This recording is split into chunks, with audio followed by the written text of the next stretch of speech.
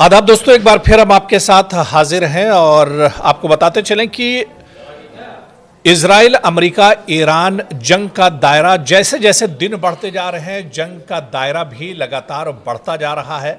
एक महीना इस जंग को हो चुका है, लेकिन इस एक महीने के बाद कहां पर आज ये जंग खड़ी है या किस नतीजे पर एक तरह से पहुंचा जा सकता है, इसी को हम समझने की कोशिश करेंगे। मेरे साथी विशाल आजम भी हमारे साथ मौजूद हैं, क्योंकि विशाल की रिपोर्ट भी आप लगातार देखते रहते होंगे। हम लोग जो सच्चाई है, जो तस्वीर है, जो सूरत हाल है इस जंग की, वो लगातार हम आप तक पहुंचाते रहते हैं। आज हमारी कोशिश है कि इस एक महीने का जो लेखा जोखा है विशाल, वो हम अपने नाजरीन के साथ शेयर करें कि क्या कुछ हुआ है।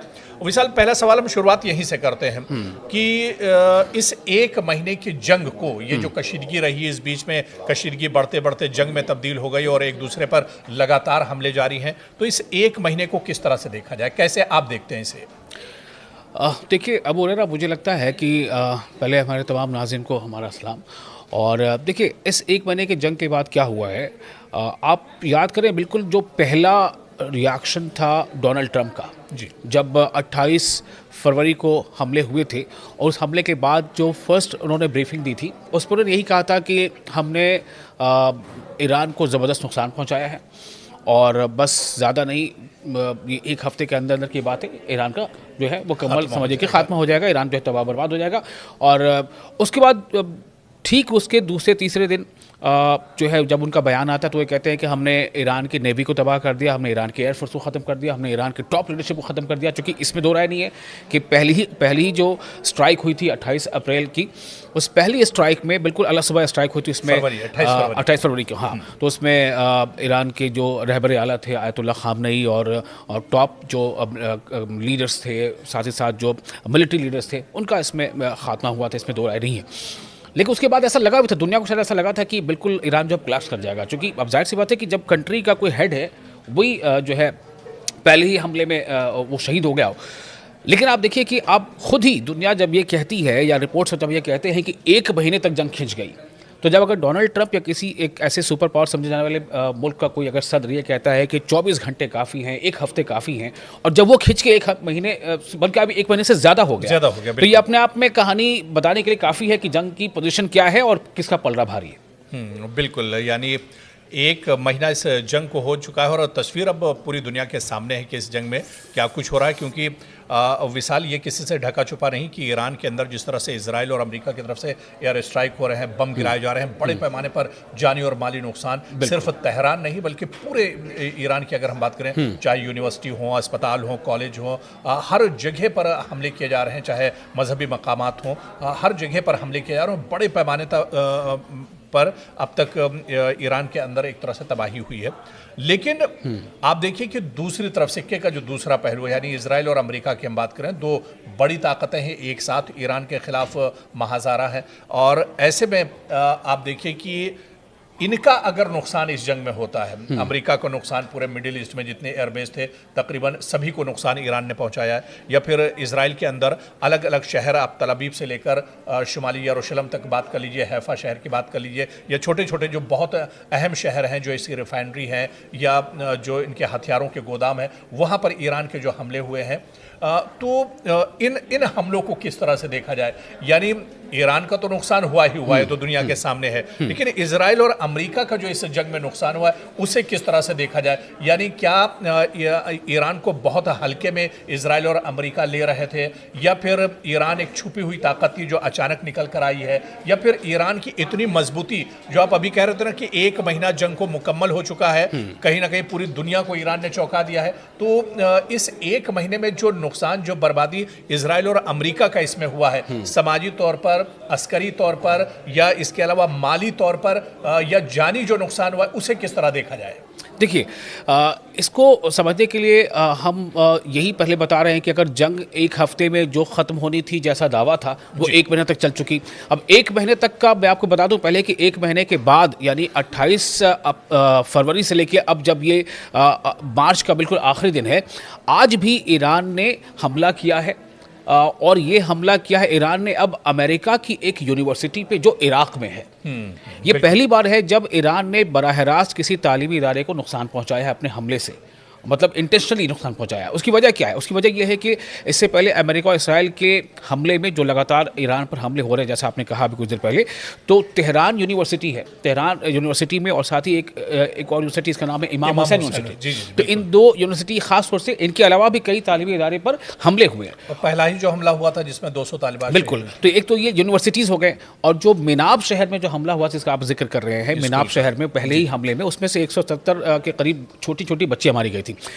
तो उसको लेकर के तो देखिए एक वर्ल्ड में काफ़ी एक ये मैसेज गया, पहले इसलिए मैसेज गया, बहुत नेगेटिव इमेज बनी अमेरिका की, कि चूंकि अमेरिका का ये हमला था, लेकिन डोनाल्ड ट्रंप शुरू में वो डिनाई कर रहे थे। और डोनाल्ड ट्रंप ने पहले ये कहा था कि ये ईरान ने ही अपना जो मिस फायर किया है, और जो मिनाब में जो हमला हुआ इसमें 170-80 बच्चियां मारी गई। लेकिन जब बाद में उसके शवाहिद आ गए, वीडियो रिकॉर्ड आ गया कि टॉम हॉक मिसाइल गिरा था उस पर, और सिर्फ न कि मिसाइल गिरा था बल्कि जब मिसाइल गिरा और हमला हुआ, तबाही मची, और जब लोग रेस्क्यू ऑपरेशन के लिए पहुंचे तो ठीक 40 मिनट के बाद दूसरा भी मिसाइल हमला हो गया। मतलब ये इंटेंशनली था कि एक हमला करना है पहले, और फिर जो रेस्क्यू टीम पहुंचेगी उसको भी मारना है। बिल्कुल जानबूझकर। हाँ, तो अब जब इसके शवाहिद आ गए, अब तो 2 अफसरों के फोटोग्राफ भी काफी वायरल हो रहे हैं, जिन 2 अफसरों ने इसको लेकर के ऑर्डर दिया था। ये दोनों अमेरिकी अफसर हैं। तो इसको लेकर के क्या है कि देखिए पूरी आजकल क्या है, शॉर्ट मैसेजेस, और जल्द से जल्द दुनिया में एक हिस्से दूसरे हिस्से तक पैगाम पहुंच जाते हैं, अगर लोग पहुंचाना चाहें। उस पर कई जगहों पर रुकावटें भी हैं। तो अब रही बात नुकसान की, देखिए नुकसान बहुत हुआ है ईरान का भी, लेकिन इस जंग के 2 पहलू हैं अबू हुरैरा। ये जंग भले ही अमेरिका और इसराइल यूनाइटेडली मिलकर लड़ रहे हैं, लेकिन अमेरिका का हदफ कुछ और है और इसराइल का हदफ कुछ और है। आप देखिए इसराइल के हदफ जो है उसके मुताबिक इसराइल कभी ये नहीं चाहता कि जंग जो है थम जाए, क्योंकि ये वॉर जितनी लंबी चलेगी उसमें इसराइल खास तौर से 2 मकासद इसराइल के हल हो रहे हैं। पहला ये कि जो वहाँ की अभी नेतन्याहू की जो हुकूमत है, बेंजामिन नेतन्याहू पर करप्शन के बहुत सारे चार्जेस हैं, और उनको लगता है कि जंग में अगर हम मुलविस रहे, जंग चलती रही, तो हम इन तमाम चार्जेस से बचे रहेंगे, बरी रहेंगे। दूसरा, इसराइल का अपना एक मंसूबा है ग्रेटर इसराइल को लेकर के, ये भी बातें सामने आती रही है, कई काबिनी वजीर ये कहते रहे हैं। तो आप देखिए कि जंग इधर चल रही है, इधर बात हो रही है कि अमेरिका जो है जंग बंदी करे या ईरान जंग बंदी करे, और उधर इसराइल लगातार बहुत शदीद हमले लेबनान पे कर रहा है। खुद हमारे रिपोर्टर भी वहाँ पहुंचे तो रिपोर्ट भेज रहे हैं। तो इसका मतलब यही है कि लेबनान पर हमले जारी हैं। देखिए मैं आपको एक आंकड़े बताता हूँ, उससे आपको अंदाज़ा होगा कि जो, हालांकि ये आंकड़े भी बहुत ज़्यादा तस्दीक शुदा नहीं है, लेकिन एक आलमी इदारा है जिसके हवाले से मैं आपको आंकड़े दे रहा हूँ। इस पर देखिए कि अभी तक भी जो नुकसानात है उसके मुताबिक ईरान में ज़बरदस्त नुकसान हुआ है। जो जानी नुकसान है उसके मुताबिक लगभग 2000 ईरान में हलाकतें हुई हैं या लोग मारे गए हैं, और तकरीबन 25,000 लोग ज़ख्मी हैं। ये ईरान का आंकड़ा है। वही दूसरी तरफ आप देखें कि इसराइल में जो हलाकतें हैं, वो हलाकतें इसराइल में अभी महदूद है, अभी वो डबल फिगर तक है, यानी कि 20 से 30 या 40 तक जो डेथ हुई है, लेकिन जो ज़ख्मियों की तादाद वो 6000 से ज़्यादा है। अब इससे अंदाज़ा ये होता है कि इसराइल में भी कहीं ना कहीं खबरों को काफ़ी सेंसरशिप चल रही है। बहरहाल, जो अमरीकी सोल्जर्स हैं जो मारे गए हैं, जिन्हें बॉडी बैग कहा जाता है अमरीकी ज़बान में, बॉडी बैग्स, जो बॉडी बैग्स है वो 13, जो अभी अमेरिका के सोर्सेज ने खुद जिसको ओके किया है। इस पे ज़्यादा भी हो सकते हैं, इसमें कोई दो राय नहीं कि हो ही सकते हैं। और जो ज़ख्मी हैं अमरीकी फ़ौजी, वो 200 से ज़्यादा उनकी तादाद है। आप देखिए इन सब के बीच लेबनान में, अकेले लेबनान में सिर्फ 1240 मौतें हुई हैं और 3000-4000 लोग ज़ख्मी हैं। तो अब आप इनसे अंदाज़ा कीजिए कि अमेरिका तो एक तरफ चाह रहा है कि स्ट्रेट ऑफ हॉर्मुज़ को कैसे खुलवा दिया जाए, कैसे ईरान पर और पाबंदियां लगा दिया जाए या ईरान को दबाव डाला जाए, लेकिन इसराइल क्या कर रहा है? इसराइल अपने हमले गज़ा पर भी कर रहा है। इसराइल ने लेबनान में शदीद हमले किए हैं, बल्कि एक बफर जोन बनाने की तैयारी चल रही है, काफ़ी दूर तक आगे चला गया, लेकिन इसराइल को नुकसान उठाना पड़ रहा है हिजबुल्लाह के हमले से। हाँ बिल्कुल विशाल, जाहिर सी बात है कि इसमें इजराइल और अमेरिका का भी नुकसान हुआ है, तो बिल्कुल वाज़ेह। और जिस तरह से आप अभी हिजबुल्लाह की और लबनान की आप बात कर रहे थे, लबनान में बहुत शदीद हमले इजराइल की तरफ से किए जा रहे हैं। लेकिन 2 दिन पहले एक जो खबर आई थी, हिजबुल्लाह ने बाकायदा खुद दावा किया था कि इजराइल का जो मरकावा टैंक है बहुत मजबूत, और हर जो ऑपरेशन इजराइल करता है, फौजी ऑपरेशन, उसमें इस टैंक का इस्तेमाल करता है। हिजबुल्लाह ने दावा किया कि तकरीबन 100 मरकावा टैंक इजराइल के उसने जब से जंग शुरू हुई अब तक तबाह किए हैं। और आज की ही खबर आप देखिए विशाल, जो लबनान से आ रही, हिजबुल्लाह ने दावा किया है कि इजराइल के 4 जो फौजी हैं उनको एक तरह से मार दिया है। और कल इसी तरह की एक खबर आई थी जहां पर इजराइल के कई फौजियों को हिजबुल्लाह ने एक तरह से हमला किया था और कई को जिंदा पकड़ लिया था और कई को मौत के घाट उतार दिया था। तो लबनान के अंदर आप देखिए कि ईरान, इजराइल और अमेरिका, ये जंग तो चल ही रही, लेकिन इस जंग में लबनान पे नज़र बहुत कम लोगों की जा रही है। हालांकि इस वक्त जो सबसे भयानक जो सूरत हाल है वो लबनान के अंदर है। लबनान में लगातार इजराइल स्ट्राइक कर रहा है और जितनी तेजी से इजराइल की तरफ से हमले किए जा रहे हैं उससे कहीं तेजी से जो हैसियत मतलब हिजबुल्लाह, क्योंकि हिजबुल्लाह जिस तरह से विशाल आप जानते हैं बहुत बड़ा ग्रुप नहीं है, ये चंद मुजाहिदीन का एक ग्रुप है जो शुरू से ही इजराइल के खिलाफ एक तरह से इस खित्ते में खड़ा रहा है। तो जो हिजबुल्लाह के मुजाहिदीन हैं ये बड़े पैमाने पर, और दरअसल ये ज़मीनी कार्रवाई में, गौरिल्ला लड़ाई में बहुत माहिर माने जाते हैं जो हिजबुल्लाह के लड़ाके हैं। तो ये कहीं ना कहीं जितनी इनकी हैसियत है उस हिसाब से इजराइल के सामने एक तरह से डटे हुए हैं। इसमें दो राय नहीं है। देखिए, अभी जो हमले इसराइल पर हो रहे हैं ये बिल्कुल 28 फरवरी के हमले के साथ ही ये शुरू नहीं हो गए थे। 28 फरवरी पर जो हमला हुआ उसमें ईरान ने पहले जवाबी हमला किया। उसके तकरीबन 10-12 दिनों के बाद से हमास तो थोड़ा रह करके मज़ाहमत करता ही है। उसके लगभग जब ये थोड़ा सा इंटेंसिटी इसकी बढ़ गई और हॉर्मुज़ को लेकर के काफ़ी ज़्यादा इसमें जो है एक कह सकते हैं कि खिंचाव पैदा हो गया और डेस्परेटली काफ़ी कुछ हमले जब इसराइल ने किए ईरान पर, तब हिजबुल्लाह ने जो है एक्शन लेना शुरू किया है। और आज की तारीख में ये हो रहा है कि हिजबुल्लाह एक तरफ से इसराइल पर हमले कर रहा है। बिल्कुल आप सही फरमा रहे हैं। मरकावा टैंक 100 के करीब उसने जला दिए हैं, तबाह कर दिए हैं। और वो जो 3-4 फौजियों के मारे जाने की बात है IDF के, उसको तो बाज़ाब्ता धमाके के साथ वो उनकी मौत हुई है और वो वीडियो भी काफ़ी वायरल हो रहा है। उसके अलावा आप देखिए कि एक तरफ से जो है लेबनान का हमला है, यानी कि जो हिजबुल्लाह कर रहा है, दूसरी तरफ हौसी फाइटर्स ने भी हमले का आगाज़ कर दिया है। और उन्होंने बल्कि ये भी कहा है कि अगर ग्राउंड फोर्सेस जो है वो उसका ऑपरेशन शुरू होता है अमेरिका का, तो फिर हौसी फाइटर्स इसराइल पर हमले करेंगे, बल्कि हो सकता है कि वो रेड सी को भी ब्लॉक कर दें। तो हौसियों ने भी 2 से 3 बार अब तक स्ट्राइक कर दिया। वो हौसियों ने जो इस बार मिसाइल लागे हैं वो बैलिस्टिक मिसाइल है। तो इसराइल पर हौसी जो है वो हमला यमन से कर रहे हैं, लेबनान के बॉर्डर पर जो है हिजबुल्लाह का हमला हो रहा है, ईरान तो उस पर स्ट्राइक कर ही रहा है। बहुत नुकसान पहुंचा है इसराइल का, इसमें कोई दो राय नहीं है, बहुत ज़्यादा। उसका जो सबसे ज़्यादा जो कह सकते हैं कमर्शियल सिटी है हाइफा, जो पोर्ट सिटी है, उसकी तो बिल्कुल आप देखिए उसका मंजर ऐसा लगता है जैसे कि गज़ा का मंजर हो। लेकिन मैं आपसे ये कहना चाह रहा था कि पहलू आप देखें, अमेरिका का इंटरेस्ट कुछ और नज़र आ रहा है, इसराइल का इंटरेस्ट कुछ और नज़र आ रहा है। इसराइल लगातार अपने जो सरहदें हैं उसको बढ़ाने की कोशिश कर रहा है। दूसरी तरफ यह है कि स्ट्रेट ऑफ हॉर्मुज़, देखिए इस जंग में टर्न कहाँ पर आए हैं। जैसे ही ईरान ने स्ट्रेट ऑफ हॉर्मुज़ में ब्लॉकेज किया तो अमेरिका जो है बिल्कुल परेशान हो गया, क्योंकि अमेरिका की सबसे जो इम्पॉर्टेंट चीज़ अमेरिका के लिए है वो है तिजारत, पैसे, पेट्रोल। और ख़ुद डोनाल्ड ट्रंप भी है, वो एक बिजनेसमैन है।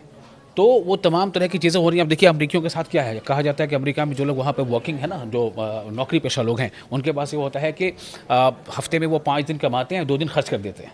यानी मंडे टू फ्राइडे उन्होंने कमाया और सैटरडे संडे में खर्च कर दिया घूम फिर करके। तो उनके पास बहुत कम ऐसा होता है कि उनके पास ज़्यादा बैंक बैलेंसेस हो।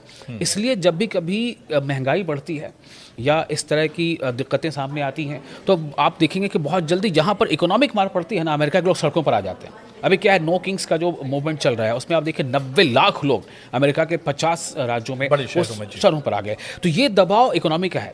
जब डोनाल्ड ट्रंप ने यह कहा था कि 48 घंटे का हम टाइम दे रहे हैं, 48 घंटे में स्ट्रेट ऑफ हॉर्मुज़ खाली कर दो वरना हम तमाम जो है प्लांट्स पर, जो पावर प्लांट्स पर हमले करेंगे ईरान पर। ईरान ने कहा कि हम नहीं करेंगे, ठीक है, और बल्कि हम भी जवाब में पावर प्लांट्स पर हमले करेंगे। जितने भी आपके मफादात हैं, जो भी आपने जिक्र किया था, अमेरिकी जितने मफादात हैं, 9 ऐसे मुल्क हैं, Saudi Arab, Qatar, Bahrain, UAE, Kuwait, Jordan, सब मिलाकर।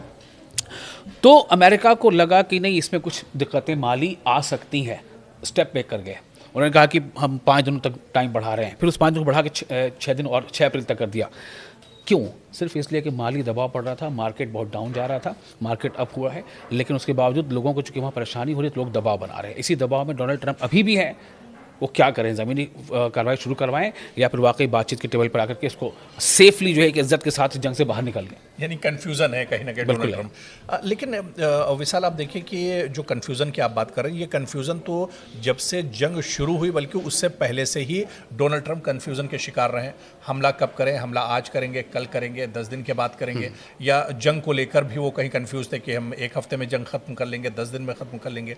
इसी तरह से अब ज़मीनी कार्रवाई को लेकर तजब्जुब के शिकार है, कन्फ्यूज़न के शिकार हैं, कब ज़मीनी कार्रवाई होगी। आपको याद होगा कि जब प्रोटेस्ट शुरुआती तौर पर ईरान में चल रहे थे तो कह रहे थे कि मदद आ रही है, बिल्कुल आ रही है और तमाम चीजें। नहीं, मदद आ रही है, आप लोग सरकारी दफातर पे कब्जे कीजिए, आप आगे बढ़िए। मतलब प्रवोक किया जा रहा था ईरान के लोगों को। बिल्कुल। तो मैं ये कह रहा हूं कि जो कन्फ्यूजन शुरू से कहीं ना कहीं डोनाल्ड ट्रंप में रहा है, और इस बीच अगर प्रोपेगेंडे की बात की जाए इस पूरी जंग को लेकर, प्रोपेगेंडा, मतलब क्योंकि वो लफ्ज़ मैं इस्तेमाल नहीं करना चाहता हूँ, जिस तरह से डोनाल्ड ट्रंप झूठ बोल रहे हैं, इस पूरी जंग में झूठ का सहारा ले रहे हैं, जो प्रोपेगेंडा किया जा रहा है। आप देखिए, उन्होंने जब 12 दिनों की जंग हुई थी, इससे पहले इजराइल और ईरान की, उस वक्त कहा था कि B-2 बम्बर अमेरिका का गया और उसने इस्फहान और दूसरी जगहों पर जो एटमी तवानाई के सेंटर थे उनको तबाह कर दिया। हालांकि वो बाद में झूठ साबित हुआ। अब उसके बाद फिर डोनाल्ड ट्रंप की तरफ से कहा जा रहा है कि लगातार हमारे ईरान के जरिए राब्ते में है और बातचीत चल रही है हमारी। हालांकि ईरान की तरफ से तरदीद की गई है कि जब से जंग शुरू हुई है उसके बाद से ईरान से, अमेरिका से ईरान ने कोई बातचीत करने की कोशिश नहीं की और उनकी कोई बातचीत नहीं चल रही। यहाँ भी एक उनका जो झूठ है वो एक तरह से पकड़ा गया है।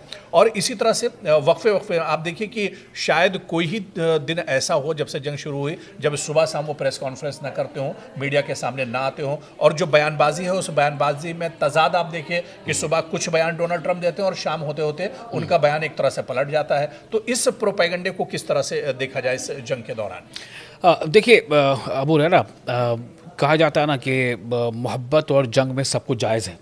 ये एक बहुत पुरानी थ्योरी है। बिल्कुल। और उस थ्योरी पर कहीं ना कहीं डोनाल्ड ट्रंप अमल करते नज़र आ रहे हैं। डोनाल्ड ट्रंप ने शुरू से ये कोशिश की कि जो उन्होंने जाहिर किया, ऐसा नहीं है कि उनके मन में क्या है, मैं तो वो कह रहा हूँ, या हम लोग वो समझ पा रहे हैं जो उन्होंने दिखाया यही। जब 2025 में जो जंग हुई थी 12-13 दिनों की, उस दरमियान भी पहले इसराइल ने हमले शुरू किए थे। इसराइल ने जब हमले शुरू किए थे तो फिर अमेरिका बीच में सालसी के तौर पे आया कि भाई बातचीत करेंगे, बातचीत के रुकवा लेंगे। अमेरिका के साथ बातचीत की शुरुआत होती है, बातचीत चल रही है और 12वें दिन B-2 बम्बर से उन्होंने हमला कर दिया। तो एक तो यहाँ पर यह दिखा कि आपने बातचीत में एंगेज किया और फिर हमले कर दिए। दूसरी बार फिर इस बार जब अभी जो 28 फरवरी को जो हमला हुआ, इस हमले से ठीक पहले बातचीत के कई दौर हो चुके थे। बातचीत का पहला दौर ओमान में शुरू हुआ था, बातचीत का फिर दूसरा दौर जेनेवा में शुरू हुआ था। जेनेवा में बातचीत चल रही थी, उससे ठीक एक दिन पहले जो जेनेवा के बातचीत की दूसरी सिटिंग से एक दिन पहले 28 तारीख को आपने हमला कर दिया। तो ये बेसिकली डोनाल्ड ट्रंप की ये कोशिश उनको लग रहा है कि मतलब हम लोगों को मतलब एम्बिग्विटी से कहते हैं, एम्बिग्विटी यानी कोई चीज़ वाजे ना हो कि आप ये करेंगे कि ये करेंगे।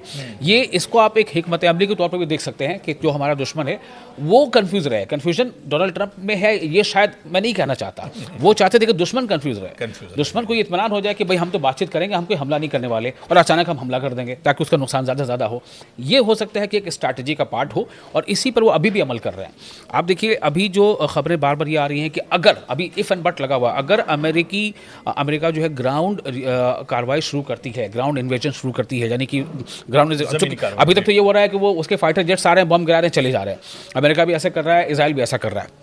और ईरान के पास बेशक इसमें थोड़ी सी ईरान का ये फ्रंट थोड़ा कमज़ोर है कि ईरान का जो अपना एयर डिफेंस तो स्ट्रांग है, लेकिन एयर का जो ऑफेंस है, यानी अटैकिंग पावर जो एयर की है, एयरफोर्स की, वो थोड़ी कमज़ोर है ईरान की। इससे इनकार नहीं कर सकते। और ऐसा भी मुमकिन नहीं है कि अमेरिका में जाके हमला करिए। हमला अमेरिकी इंटरेस्ट्स पर ही कर सकते हैं, अमेरिकी बेसिस पर ही कर सकते हैं, जो कि आसपास के कंट्रीज़ में है। तो इस तरह से ये चीज़ें चल रही हैं। और मुझे लगता है कि जो ताज़ा हमले हुए हैं, यूनिवर्सिटी पर पहले हमला किया था, तो उसके जवाब में आरक्षी ने पहले कहा था कि यूनिवर्सिटी पर अगर हमला हुआ या तो अमेरिका इजराइल को कंडेम करे, नहीं तो फिर हम भी यूनिवर्सिटी पर हमला करेंगे। और ये ताज़ा हमने देख लिया है कि जैसा उन्होंने कहा था ठीक उसके मुताबिक अभी यूनिवर्सिटी पर अटैक किया है, अमेरिकी यूनिवर्सिटी पे इराक में, यानी कि जंग अभी चल रही है। और एक सिर्फ आपको बता दूं कि एक दिन पहले मसूद पेज़ेश्कियान ने जो एक इजलास किया है अपने काबिनी वज़रा के साथ, उसमें इस बात को वाज़ेह तौर पर ईरान के सदर ने कहा है कि जंग का ख़ात्मा होगा तो हमारी शर्तों पर होगा, जो हमारी तरजीहात हैं उससे हम जो है कोई कॉम्प्रोमाइज़ नहीं करेंगे। नहीं, बिल्कुल विशाल। और ये बात इससे पहले भी कई बार एक तरह से ईरान की तरफ से कही गई, ईरान की लीडरशिप की तरफ से कही गई कि जंग शुरू तो इजराइल और अमेरिका ने की है, लेकिन जंग का जो खात्मा है वो हमारी तरफ से होगा। यानी अब जब ईरान चाहेगा तभी एक तरह से ये जंग रुकेगी। खैर, अब 1 महीना इस जंग का विशाल हो चुका है। ये जंग अब कहाँ तक, कितनी तवील चलेगी, कितनी लंबी खींचेगी? आपको याद होगा कि ईरान की तरफ से एक बयान ये आया था कि 10 साल लंबी भी अगर तवील ये जंग चलती है तो उसके लिए भी हम तैयार हैं, हम जंग लड़ते रहेंगे। तो ईरान को ये जज्बा, ये जोश, ये ताकत कहाँ से मिल रही है ये तो हमें आइडिया नहीं, लेकिन ये जंग अब कितनी और तवील चलेगी, या अमेरिका और इजराइल का अगला हदफ या उसका अगला कदम क्या होता है, ये देखना भी बहुत अहम होगा। क्योंकि पल पल आप देखिए कि सूरत हाल इस जंग की विशाल बहुत तेजी से बदल रही है। बस आखिर में इतना ये कहना चाहूँगा कि देखिए जंग जो है किसी भी मसले का हल कभी नहीं होता। बिल्कुल। और बेशक ईरान की शर्तों पर वो इसलिए चाहता है, अडिग है कि मेरी शर्तों पर जंग खात्मा होगा, इसलिए कि कि देखिए बार बार उसे धोखा हुआ। 2 एग्जाम्पल हम डिस्कस कर चुके, 2025 के और इस साल भी 28 फरवरी के ठीक पहले बातचीत हुई थी, जंग हो गया। तो ईरान चाहता है कि इस बात को एकदम कंफर्म किया जाए, वर्ल्ड कम्युनिटी के सामने कोई गारंटर हो कि अब ईरान पर हमले नहीं होंगे। पहला तो ये, दूसरा यह कि स्टेट ऑफ हॉर्मुज़ लेकर उससे कुछ अपनी डिमांड है और कुछ और चीज़ें हैं हम लोग बात करेंगे। और साथ ही साथ ये कि ईरान को अब काफ़ी तरफ से सपोर्ट मिलने लगा है, चाहे वो इराक का सपोर्ट हो, चाहे वो चचनिया का सपोर्ट। अभी ताज़ा आपको बता रहे हैं चचनिया ने सपोर्ट की बात की, यहाँ तक कहा है कि हम ज़मीनी कार्रवाई अगर अमेरिका करता है तो हम ईरान में जा करके ईरानी फोर्सेस के साथ शाना बशाना हम लड़ेंगे भी। तो देखते हैं ये चीज़ें कहाँ तक आगे बढ़ती है। तो बिल्कुल अब आने वाले दिनों में इस जंग की सूरत हाल क्या कुछ होती है, जंग कितनी तवील खिंचेगी, इस पर भी हमारी नज़र लगातार पहुंचती रहेगी और आप तक इसी तरह से जो मुसद्दक़ा और सही खबरें इस जंग को लेकर हैं वो हम आज तक पहुंचाते रहेंगे। बहुत बहुत शुक्रिया हमारे तमाम नाज़रीन का हमारे साथ जुड़ने के लिए। आदाब। आदाब।